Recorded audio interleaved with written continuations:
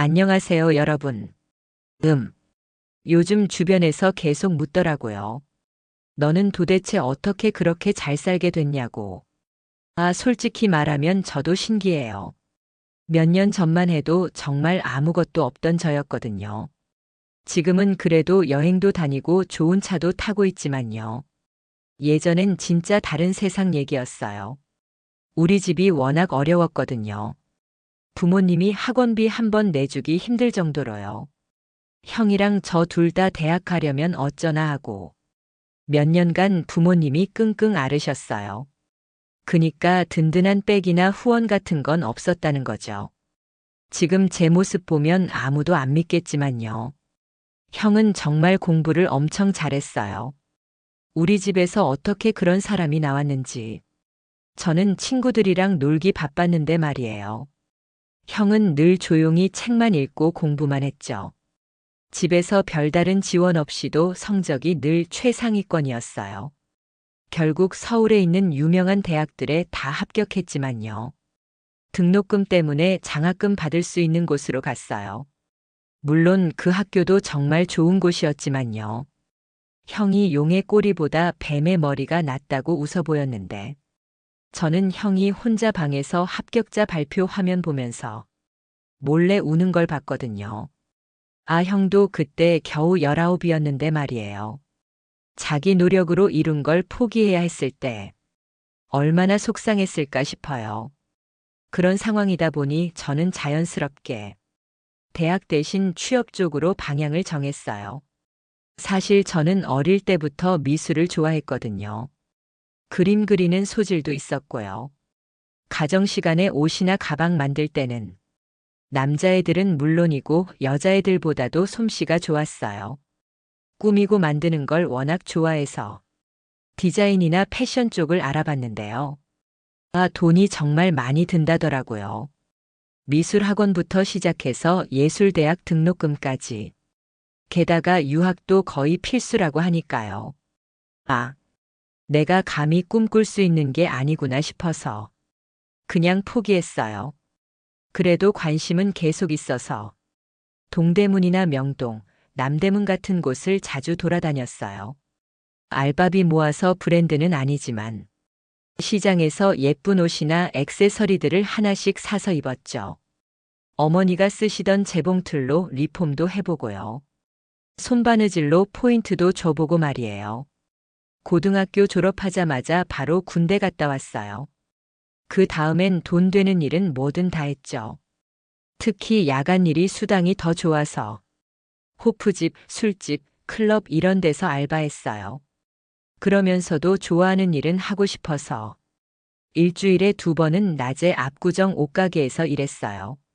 거기서 제가 한 번도 사보지 못한 가격대의 옷을 손님들이 아무렇지 않게 사는 걸 보면 정말 큰 차이구나 싶어서 슬프기도 했지만요. 그래도 시즌 지난 옷이나 가방, 신발들을 직원 가격으로 아주 저렴하게 살 수 있게 해주셨어요. 샘플 상품들은 사장님이 그냥 공짜로 주기도 했고요. 제가 키가 크고 마른 편이라 온라인 판매용 상품들을 제가 입고 사진 찍기도 했어요. 모델료도 주시고 얼굴은 자르고 올리니까 부담도 없었죠. 게다가 신상품을 먼저 입어볼 수 있는 기회였어요. 사장님이 어떻게 코디하는지 배울 수도 있었고요. 온라인 마켓 판매 방법도 알려주시고 페이스북이나 패션 카페에 올리는 법도 가르쳐 주셨어요. 나중에 도움 많이 될 거라고 하시면서요. 스타일이 좋다고 반응도 꽤 괜찮았어요. 그때 형은 의대 공부하면서 알바까지 하느라 정말 무리를 많이 했나 봐요. 하루는 과로로 커피 흘리면서 쓰러져서 응급실에 실려갔더라고요. 부모님 걱정하실까봐 저한테만 연락했는데 오랜만에 만난 형 모습이 정말 말이 아니었어요. 원래도 마르고 하얀 편이었는데 정말 삐쩍 골랐더라고요. 마침 알바비 받은 터라 형 병원비 대신 냈어요. 밥 먹고 가라고 형 집에 들렀는데 쓰레기통에 피 묻은 휴지가 가득하더라고요. 냉장고에는 우유 한 통, 엄마가 싸준 김치, 계란 몇 개가 전부였어요. 형, 밥도 안 먹고 사냐? 학교 식당에서 먹어서 괜찮아. 걱정하지 마. 아휴. 그러니까 커피 흘리고 다니지. 냉동실에 얼려둔 밥 꺼내서 김치볶음밥 만들어줬어요. 호프집에서 안주 만들 때 배운 실력 발휘해서요. 형은 라면 꺼내서 끓이더라고요. 맨날 라면만 먹고 사는 건지 서랍에 라면이 가득했어요. 힘든 일 있으면 연락해. 다음 달에 장학금 받으면 병원비 갚을게. 갚기는 뭘 갚아. 나중에 의사 되면 용돈이나 많이 줘.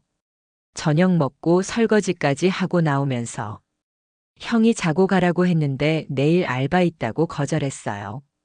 집으로 가는 길에 눈물이 났어요. 비쩍 마른 형의 창백한 얼굴과 방 가득한 피 묻은 휴지들, 쌓여있는 책들과 텅 빈 냉장고가 자꾸만 눈앞에 아른거렸거든요. 부모님께 들키지 않으려고 집 앞 놀이터에서 한참을 울면서 형의 힘없는 미소를 떠올렸어요. 저에게는 아쉬운 소식이었지만 사장님한테는 정말 잘된 일이라 축하한다는 말만 전했어요. 가게 정리하면서 사장님이 사진 잘 나온다며 거울이랑 옷, 모자, 신발, 스카프, 패션 아이템들 챙겨주시고 카메라까지 주셨어요. 너는 옷 입는 센스도 좋고 색감 이해도 뛰어난 것 같아. 이쪽으로 계속 노력하면 언젠가 빛을 볼 거야. 여기 그만둬도 패션 쪽으로 계속 활동해봐. 넌 재능 있어. 사장님 말에 힘을 얻어서 가게 그만둔 다음에도 틈틈이 그날 입은 코디를 인터넷에 올렸어요. 페이스북, 인스타그램, 네이버, 다음 카페 여러 곳에 업로드했죠. 수입이 하나 줄어서 다른 일을 구해야 하나 고민할 때 고등학교 때 친했던 친구가 전화했어요. 야, 오랜만이다. 진짜 오랜만이네. 잘 지냈냐? 나야 잘 지내지. 너 혹시 요즘 뭐 하냐? 나 그냥 이것저것 하지. 이번에 내가 일하는 클럽에서 한 달 단기 알바 구하고 있는데 너 혹시 시간 되면 해볼래? 한 달 동안 주말마다 힙합 가수들 공연할 거라서 사람 엄청 많이 올 것 같아서 뽑는 건데 단기인 데다가 바쁠 거라 시급이 장난 아니야. 연예인들도 좀 올 건데 누가 오는지 비밀로 해야 해서 내 주변에 생각나는 사람이 딱 너더라. 일 잘하고 입 무겁고 너만한 사람이 없어. 어때? 진짜? 야, 나 좋지. 연예인에는 크게 관심도 없고 만나는 친구도 없어서 비밀 유지는 걱정 안 해도 돼. 오케이. 그럼 한다고 얘기할게. 어차피 위에 입을 셔츠 유니폼 줄 거고 다른 챙겨야 할 것들은 문자로 보내줄게. 수입이 줄어서 걱정하고 있었는데 마침 친구한테서 괜찮은 제안을 받게 됐어요. 시급이 두둑하다고 하니 뭐든 잘 됐다 싶었죠. 그렇게 친구 따라 강남에 있는 유명 클럽에서 일하게 됐어요. 제가 할 일은 입구에서 신분증 확인하고 티켓 주는 것, 그리고 홀에서 돌아다니면서 빈 맥주병이나 술잔 치우기, 건물 위층 VIP룸에 주문한 주류나 안주 가져다 주는 일이었어요. 생각보다 클럽 내부가 너무 커서 활동량이 정말 장난 아니었어요. 지하 음료 준비실부터 VIP층까지 왔다 갔다 하는 것도 힘들었고요. 그래도 돈 생각하면서 꿋꿋하게 해냈어요. 토요일 저녁이 되니까 사람들이 정말 미친 듯이 몰려들더라고요. 공연 관계자들하고 VIP들 응대하느라 정말 눈 돌아가게 바빴어요. 그런데 그때 신기한 게 한 60대 정도 되시는 어르신 한 분이 VIP층으로 올라오시더라고요. 어서 오세요. 혹시 VIP 입장 티켓 한번 볼 수 있을까요? 사실 클럽에는 입장할 수 있는 나이가 정해져 있어서 이렇게 연세가 많은 분이 어떻게 들어오셨는지 궁금했어요. 원래라면 입장도 안 되고 VIP층은 더더욱 안 될 텐데 그렇다고 콘서트 관계자분 같지도 않고 주변에 다른 일행도 없었거든요. 한눈에 봐도 굉장히 눈에 띄는 패션이었는데 어르신은 아무 말 없이 쿨하게 티켓을 제 얼굴 앞에 들이미셨어요. 혹시 기분 나빠하시면 어쩌나 하고 조심스럽게 여쭤본 건데 표정 변화도 없으셨죠. 그때 귀에 꽂은 이어폰으로 무전이 들렸어요. 방금 VIP층 입장하신 어르신. 아까 준비해둔 VIP 테이블로 안내해드리면 돼요. 거기 제일 큰 테이블인데 거기로 안내해주세요. 나중에 일행이 더 오시나 하는 생각으로 어르신을 VIP 테이블로 안내해드렸어요. 입고 계신 하얀 바지가 조명 지날 때마다 야광처럼 밝게 빛나더라고요. 신발은 스포츠 브랜드의 저렴한 스니커즈였는데 끼고 있는 반지는 해외에서도 엄청 유명한 명품 브랜드 것이었어요. 상의는 빨간색 등산복이었는데 전체적으로 뭔가 언밸런스하면서도 또 나름 멋이 느껴지는 아주 특이한 패션이었어요. 제가 물어본 거에 기분 나빠하신 건지 아니면 그냥 그런 건 상관없으신 건지 무표정한 표정에 어떤 생각을 하시는지 전혀 파악할 수가 없었어요. 자리 안내해드리고 아래층으로 내려오니 바에서 방금 그 어르신께 가져다 드리라며 술이랑 얼음, 술잔, 젤리 몇 개를 준비해 두셨더라고요. 제가 더 놀란 건 가장 좋은 테이블에 가장 바쁜 토요일 밤에 주문하신 술이 저희가 파는 것 중 가장 저렴한 술이었다는 거예요. 이거 맞아요? 맞아. 그거 올려드리면 돼. 그렇지만 이거. 그니까. 아니, 지금 제일 피크 타임인데. 게다가 저렇게 넓은 테이블에 이거 한 병이 말이 돼? 솔직히 다른 VIP들이면 패키지로 저거 몇십 배까지도 사는데. 기분 좋으면 팁까지 주고 가는데. 저 할아버지 맨날 금요일, 토요일 저녁마다 여기 와서 제일 좋은 자리에 턱하니 앉아서는 이거 한 병 시켜서 이틀에 나눠 먹고 간다니까. 아, 진짜 저렇게 돈도 안 되는 손님이 왜? 더 물어도 대답도 제대로 안 하고 안주로 나가는 젤리도 꼭 특정 브랜드 젤리만 드셔. 지난번에 우리 주문 실수 나서 한번 다른 제품 올려보냈다가 슈퍼 가서라도 다시 사오라고 대표님한테 전화 왔다니까.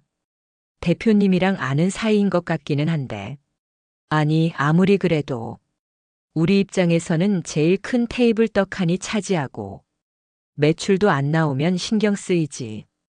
괜히 저 할아버지 때문에 주말 매출 안 나온 것 같아서 짜증날 때도 있고. 그런데 또 그러다가도 직원들이 실수로 테이블에 술 쏟은 걸 신경도 안 쓰시고 화도 한 번 안 내시고 성격이 좋으신 건지 나쁜 건지 괴팍한 건지 친절하신 건지 도통 종잡을 수가 없어. 입는 것도 좀 특이하고 그리고 항상 뭔가 묘하게 위아래로 쳐다보는 것 같은 게 아무튼 좀 기분 나빠. 괴짜야 괴짜. 직원들은 저마다 그 어르신이 특이하고 대응이 어렵다며 신입인 저한테 응대를 맡기더라고요. 다들 그분이 사람을 위아래로 훑어보는 것 같아서 기분 나쁘다면서 말이에요. 근데 저는 오히려 이 바쁜 와중에 술 한 병에 젤리만 주문한 그분 테이블 서빙하는 게 훨씬 편했거든요. 별로 상관하지 않았어요. 오히려 들고 갈 쟁반이 가벼우니까 편하고 좋죠. 그렇게 저는 밀려드는 인파들 사이에서 VIP룸을 왔다 갔다 하며 일했어요. 오히려 이게 더 좋다 하면서 기분 좋게 일하고 있었죠. 신나게 일하고 있는데 확실히 지나갈 때마다 어르신이 유심히 쳐다보는 시선이 느껴지더라고요. 뭐, 혼자 오셨으니까 심심하셔서 그런가 보다 생각했어요. 그때까지만 해도 그분은 그냥 VIP룸에 있는 손님 그 이상도 이하도 아니었죠. 다른 손님들하고 똑같이 대해드렸고 오히려 어르신 혼자 테이블에 앉아 계신 게 심심하고 외로워 보여서 더 친절하게 대해드렸어요. 그렇게 그분은 술을 천천히 드시더니 공연이 끝나고 새벽쯤 사람들이 슬슬 빠져나가기 시작하자 자리에서 일어나시더라고요. 감사합니다. 조심히 들어가세요. 저는 경쾌하게 인사를 드렸고 어르신은 저를 한참 더 들여다보시더니 한쪽 손을 들어 인사를 건네시고 나가셨어요. 정말 재밌는 건 제가 쓰레기 버리려고 뒤로 나갔더니 주차장에 세워둔 자전거를 끌고 가시더라고요. 클럽에서 가장 좋은 VIP 테이블에서 술 드시고는 자전거를 타는 것도 아니고 끌고 걸어가시다니 뭔가 특이하면서도 재밌는 분이었어요. 사람들이 왜 그분을 괴짜라고 하는지 알 것 같더라고요. 그리고 직원분들 말대로 그 다음 주 금요일이 되니까 다시 그분이 오셨어요. 지난주에 직원들이 저에게 그분 눈빛이 불편하지 않냐고 물어보셨지만 저는 별로 상관없다고 했었죠. 그랬더니 역시 다시 그분이 오셨을 때 응대는 제 몫이 되었어요. 저는 정말 상관없었기 때문에 또 친절하게 그분을 응대해 드렸어요. 오히려 지난주에 뵙고 또 뵈니까 반가운 느낌도 들더라고요. 그리고 오늘도 위쪽은 예쁜 후드티인데 아래쪽은 등산복 바지를 입으시고 편한 운동화를 신고 오셨어요. 오늘은 시계를 하고 오셨는데 역시나 해외 유명 명품 브랜드 시계더라고요. 심지어 한정판이라 구하기도 쉽지 않은데 여전히 종잡을 수 없고 특이하다 싶었어요. 안녕하세요. 또 뵙네요. 저 기억하세요? 어르신은 아무 대답을 하지 않은 채 다시 저를 아래 위로 훑어봤어요. 오늘도 멋지게 입으셨네요. 지난번 반지도 예뻤는데 오늘은 시계로 포인트를 주셨네요. 자리 안내해 드릴게요. 저는 제가 관심 있는 패션 아이템을 만나서 반가운 마음에 아는 척을 했어요. 그랬더니 저를 한번 쳐다보시고 슬쩍 웃으시더라고요. 패션을 좀 알아보시는군요. 안다기보다 패션에 관심이 많아서 이것저것 많이 봐요. 이번 시계 구하기 엄청 어려웠다고 들었는데 대단하시네요. 오, 그런 정보까지.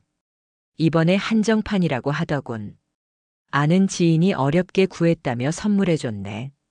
저희는 이런저런 이야기를 나눴어요. 겉으로 보기에는 좀 무뚝뚝한 것 같기도 하고 옷차림도 특이하고 독특한 구석이 있는 분이었지만 막상 이야기를 나눠보니 엄청 쾌활하시더라고요. 그리고 패션에 대해 아는 게 엄청 많아서 이야기를 나누는 것도 재밌었어요. 하루는 갑작스럽게 비가 내리더라고요. 쓰레기 버리러 갔다가 어르신의 자전거가 눈에 보였어요. 가는 길에 비를 맞으실 수도 있겠다 싶어서 편의점에 얼른 뛰어가 우비와 우산을 샀죠. 우비는 자전거에 씌워주고 우산은 자전거 바구니에 넣어뒀어요. 그러더니 그 다음 주에 오셨을 때 저한테 예쁘게 접어진 우산을 돌려주시더라고요. 제가 넣어둔 걸 어떻게 아셨냐고 여쭤봤더니 그냥 웃으셨어요. 그리고 어르신께서 저한테 물어보시더라고요. 자네는 여기 직원인가? 아니요. 지금 단기 아르바이트 중입니다. 다음 주까지예요. 어허. 그럼 혹시 다른 일 해볼 생각 있나? 이렇게 계속해야 하는 상황이라서 시켜주시면 여기서 계속 일하거나 아니더라도 다른 일을 구하려고요. 원래 아르바이트 2개 하고 있었는데 최근에 1개를 그만두게 됐거든요. 그건 어쩌다가 압구정에 있는 옷가게에서 일했는데 거기 사장님이 사업 확장차 필리핀으로 넘어가셨어요. 혹시 그 카페 근처에 있는 노란 간판에 인터넷에서도 판매하던 거기 말인가? 맞아요. 와, 어떻게 아셨어요? 그랬구만. 어르신이 내민 것을 받아들었더니 명함이었어요. 거기 보니 국내에서 꽤 유명한 패션 회사 이름이 적혀 있더라고요. 가지고 있다가 나중에 일자리 필요하면 연락해주게. 어르신은 제가 뭐라고 대답도 하기 전에 그렇게 말하고는 여느 때처럼 VIP 테이블에 앉아 술을 드셨어요. 저는 받은 명함을 주머니에 소중히 넣어뒀어요. 그리고 또 한 주까지나 제가 일하는 마지막 주가 되었어요. 그 주는 금요일도 토요일도 어르신이 오시지 않더라고요. 무슨 일이라도 생겼나 싶어 걱정되기도 했어요. 금요일에 안 오셨을 때는 볼 일이 있으신가 내일 오시겠지 하고 넘어갔는데 토요일에도 안 오시니까 점점 불안해지더라고요. 혹시 자전거 타고 다니시다가 어디 사고라도 나신 건 아닌가 싶은 생각이 들면서 마음이 좋지 않았어요. 토요일 영업이 끝나는 날까지 오지 않으시길래 결국 걱정이 되어 다음날 전화를 걸어봤어요. 여보세요? 어르신, 저 클럽에서 일하는 지난번 명함 받은 직원입니다. 혹시 기억나세요? 그럼 일하려고 전화한 건가? 이번 주에 안 오셨길래 걱정되어 연락드렸어요. 혹시 어디 다치거나 아프신 건 아닌가 해서요. 자네는 정말 한결같이 친절하고 다정한 사람이구만. 이번 주에 시간 있나?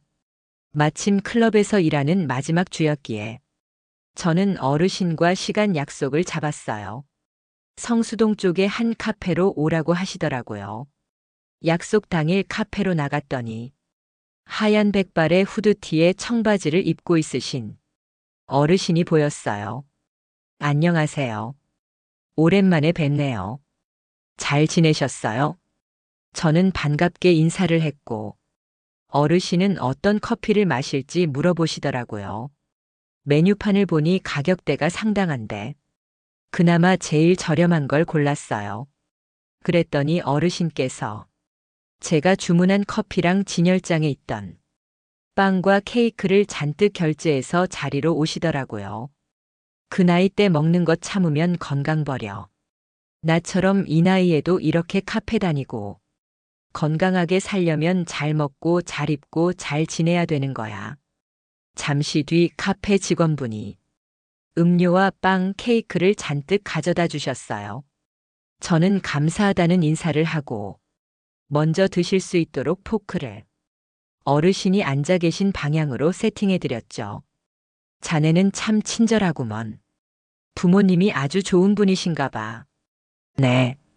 우리 집이 좀 형편이 좋지 않아서 물질적으로는 풍족하지 않았지만 부모님께서 따뜻한 마음은 늘 공짜라며 넉넉한 살림이 아니라 기부 같은 건 못해도 나름의 방법으로 타인을 도우면 된다고 하셨거든요.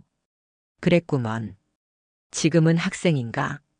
어르신은 저에 대해서 이런저런 질문들을 하셨어요. 학교는 다니는지 군대는 다녀왔는지 지금은 뭘 하고 있고 꿈은 무엇인지 등등을 물어보셨죠.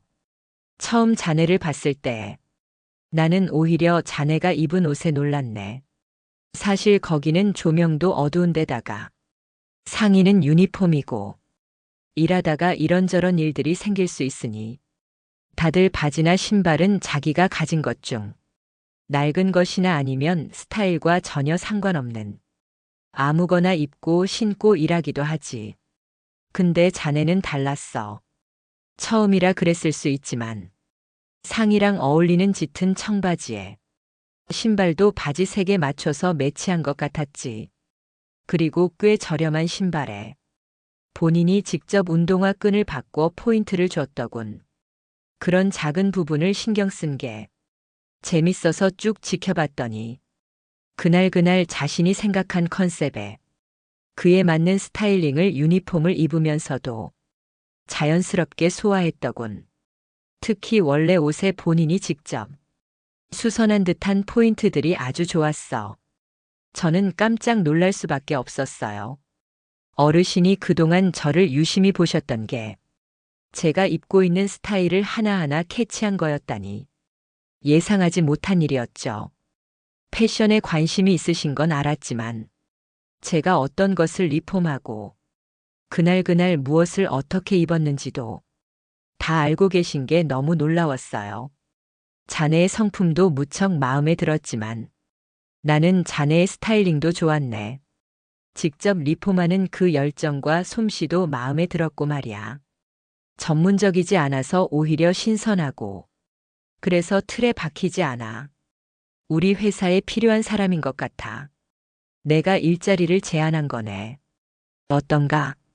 우리 회사에 들어와서 일해보는 건 3개월까지는 인턴 직원이지만 3개월 후 정규직으로 급여도 지금 2개씩 일하는 것만큼 아쉽지 않을 걸세. 저야 이렇게 유명한 패션 회사에서 일할 수 있다면 너무 좋습니다. 너무 감사한 일인데. 괜찮으세요? 면접도 안 보고 그냥 직원을 뽑아도 회사에서 뭐라 하거나 사장님이라도 아시면 제 이야기를 들으시더니 어르신은 정말 재밌다는 듯이 호탕하게 웃으셨어요. 너무 크게 웃어서 주변 다른 손님들이 쳐다볼 정도였죠. 자네, 내가 누군지 모르는구만. 네네. 죄송합니다. 죄송할 거 뭐 있나. 내가 제대로 소개하지 않았는데 그런 걱정 때문에 입사를 망설이는 거라면 걱정 말게.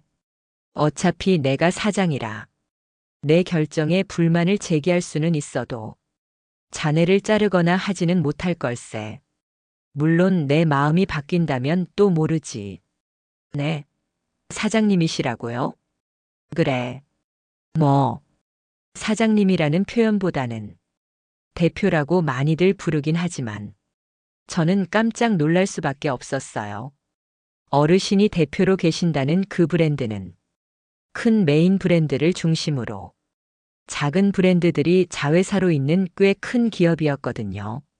물론 몇 년 전부터 옷의 퀄리티는 좋지만 디자인적으로 좀 뒤처진다는 평가를 받으며 인기가 좀 떨어지긴 했지만 그래도 여전히 이름을 들으면 다들 알만한 브랜드를 가진 회사였어요.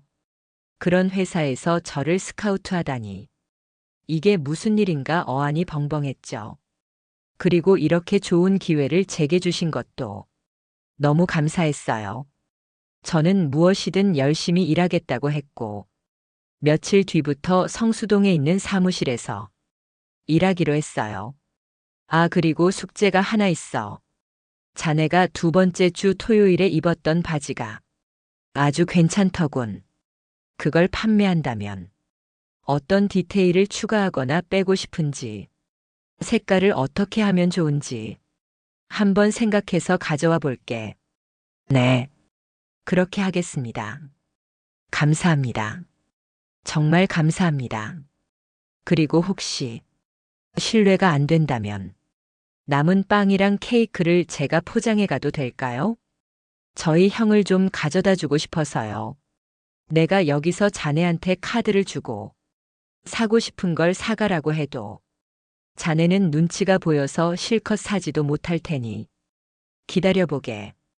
그러더니 어르신은 카운터로 가서 제가 앉은 테이블을 가리키고 직원과 이야기를 나누시더니 자리로 돌아오셨어요. 포장해 갈 수 있게 직원이 챙겨줄 걸세. 그럼 우리는 첫 출근날 보세. 그러더니 어르신은 손을 흔들어 인사하시고는 카페 앞에 세워진 자전거를 타고 가셨어요.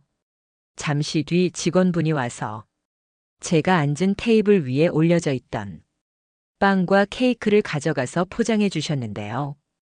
다시 돌아오실 때 가져오신 빵과 케이크가 양손을 가득 채울 정도의 봉지더라고요. 대표님이 결제하고 가신 거예요. 그리고 이건 양손 무거우니까 갈 때 택시 타고 돌아가시라고 주고 가신 현금입니다. 저는 손에 봉투까지 받아서 들고 양손 가득 빵과 케이크를 들고 나왔어요. 그리고 형에게 연락해서 형 집에 방문했죠. 형 역시 제 손에 들린 것들을 보니 깜짝 놀랐어요. 이게 다 뭐야? 그 오늘 면접 봤는데 거기 대표님이 사주셨어. 저는 무거웠지만 오는 길에 대중교통을 탔어요. 그리고 대표님이 주신 돈으로 형을 위해 치킨을 주문했어요. 그날 밤 저희 형제는 정말 오랜만에 맛있는 음식을 잔뜩 먹고 밤새 밀린 최근 이야기부터 오랫동안 묵혀왔던 어릴 때 옛 추억들까지 회상하며 대화하다 기분 좋게 잠이 들었습니다. 그리고 다음날 형을 설득해서 부모님을 뵈러 갔어요. 남은 돈으로는 오랜만에 약국에서 부모님 영양제를 구입해서 식당으로 찾아갔습니다. 밤낮이 바뀐 생활을 하느라 한 집에 살면서도 얼굴 볼 일이 잘 없었는데 오랜만에 보는 아들들을 두 분 다 무척 반가워하셨어요. 정말 오랜만에 온 가족이 둘러앉아 밥도 먹고 제가 유명 패션 회사에 취업이 되었다는 이야기를 해드렸더니 너무 잘 됐다고 축하한다고 기뻐해 주셨어요. 그리고 집으로 돌아와 출근 전날까지 대표님이 내주신 숙제를 열심히 했어요. 제가 가진 것에서는 표현할 수 없었지만 이건 상상이니까 원하는 원단, 패턴, 색상, 사이즈 등등 제가 진짜로 만들어내고 싶었던 바지를 마음껏 디자인했죠. 그러면서도 해당 브랜드를 이용하는 고객의 연령을 생각해서 너무 부담스럽지 않은 가격대로 나올 수 있는 바지를 기획했어요. 출근 첫날 편하게 입고 오라는 대표님의 연락에 저는 정장 대신 제가 평소 좋아하는 스타일로 차려입고 회사로 갔습니다. 회사는 패션 회사라 그런지 입구에서부터 다양한 옷을 입은 사람들이 있었어요. 정장을 입은 사람도 있었고, 캐주얼이지만 잘 차려입은 분들도 있었고, 또 완전히 추리닝 스타일로 편하게 입은 사람들도 있었죠. 이런 게 패션 회사구나 감탄하면서 전날 대표님이 이야기해 주신 층으로 올라갔어요. 제가 올 것을 알고 일하고 계신 직원분들이 제 자리까지 마련해 두셨더라고요. 이렇게 큰 회사의 사무실에 내가 앉아 있다니 다시 생각해도 꿈만 같았습니다. 숙제는 가져왔겠지? 갑자기 뒤에서 불쑥 나타난 대표님이 이야기하셨어요. 저는 직접 만든 바지와 그림과 글씨가 잔뜩 들어간 스케치북을 들어 보이며 자신 있게 대답했습니다. 그러더니 그럼 바로 가자며 직원분들과 함께 회의실로 저를 데려가셨어요. 그리고 제가 준비해 온 것을 편하게 이야기해 보라고 하셨는데 회사에서 이런 발표를 한다고 들었지만 저에게는 모든 게 처음이라 잔뜩 긴장했어요. 그랬더니 앞에 직원분께서 그러시더라고요. 그냥 여기 있는 저희가 다 친구라고 생각하고 편하게 이야기하시면 돼요. 진짜 편하게 해도 돼요. 그 이야기를 듣고도 여전히 떨렸지만 제가 디자인한 바지와 스케치북에 그려진 그림, 글씨들을 설명하기 시작했어요. 예전에 옷가게에서 일할 때 고객들에게 옷을 설명하던 것과 같은 거라며 마음을 가라앉히며 차분하게 설명을 이어갔습니다. 긴장이 좀 풀리기 시작하니 웃음도 나오고 농담도 조금씩 생각나더라고요. 그렇게 저의 어설픈 첫 발표가 끝나고 많은 분이 어떻게 이렇게 자연스럽냐며 칭찬을 하셨어요. 방금 출근한 직원 같지 않다며 놀라워하셨죠. 그리고 한 직원분이 물으시더라고요. 혹시 다음 카페에 스타일 사진 올리시지 않으세요? 저는 깜짝 놀라 얼굴도 공개되지 않았는데 어떻게 아냐고 여쭤보니 제가 올렸던 옷과 같은 티셔츠를 입고 있어서 알아봤다고 하셨어요. 근데 더 놀라운 건 그분들이 다들 제 페이스북과 카페 활동을 안다고 하시더라고요. 그게 저랑 동일 인물인 건 몰랐지만 평소 패션 쪽 정보를 수집할 때 제 스타일이 너무 인상적이라서 회의 자료로도 몇 번 쓰였다고 해요. 뭔가 다들 들떠서 저에게 그 사람이 맞냐고 너무 잘 보고 있다고 하시는데 갑자기 연예인이라도 된 듯한 기분이 들었어요. 그리고 다시 이어서 제가 디자인한 바지를 어떻게 상품화시키면 좋을지 이야기 나눴어요.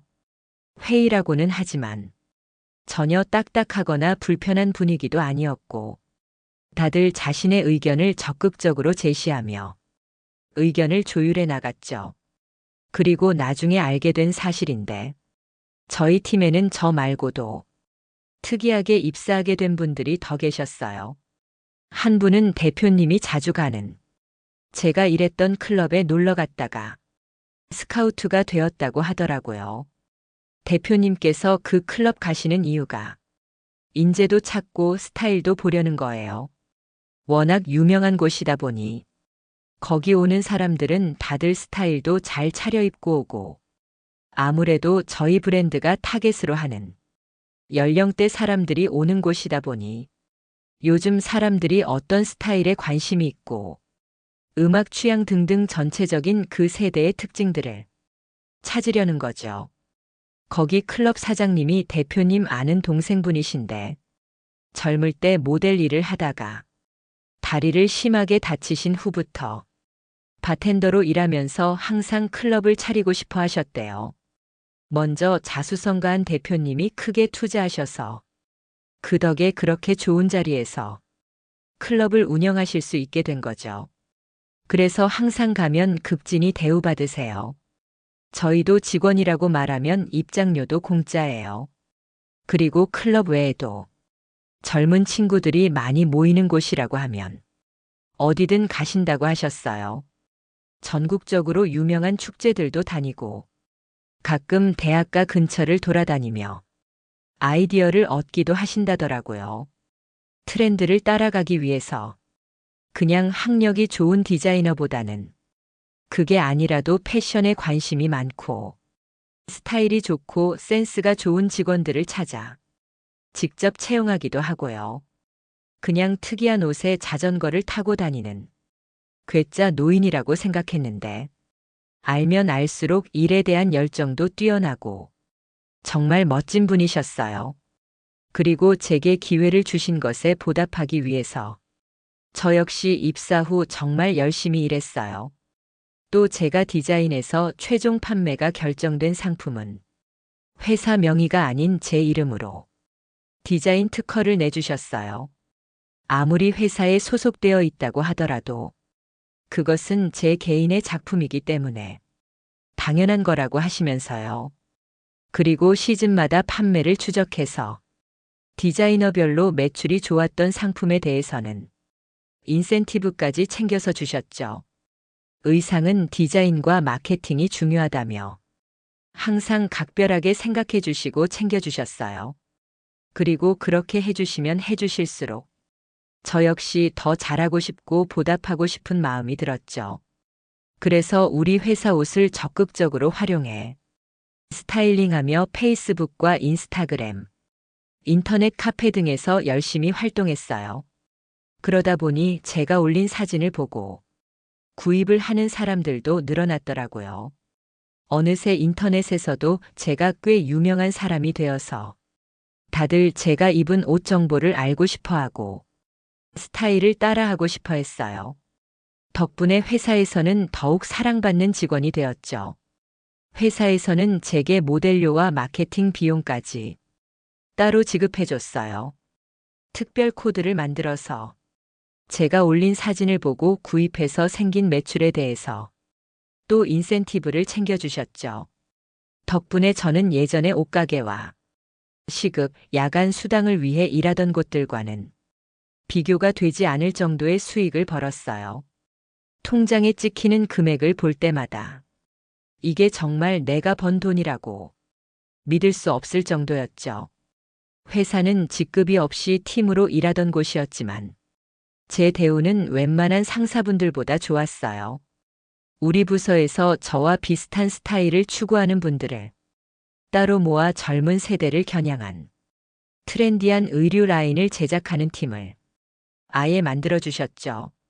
그 중에서도 제가 가장 어리고 최근에 입사한 직원이었지만 다들 저를 아껴주시고 사랑해주시고 제가 들어온 덕분에 저희 브랜드가 이미지를 회복했다며 늘 저를 복덩어리라고 부르셨어요.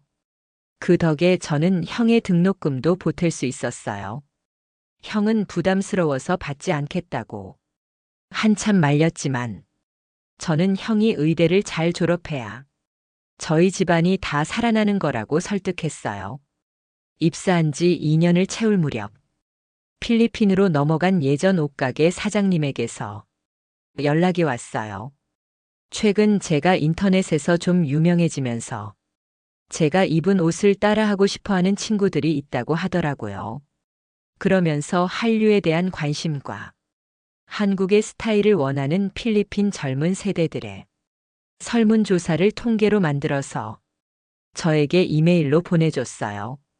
저는 여러 팀원과 회의를 거치고 많은 사람과 이야기를 나눴어요.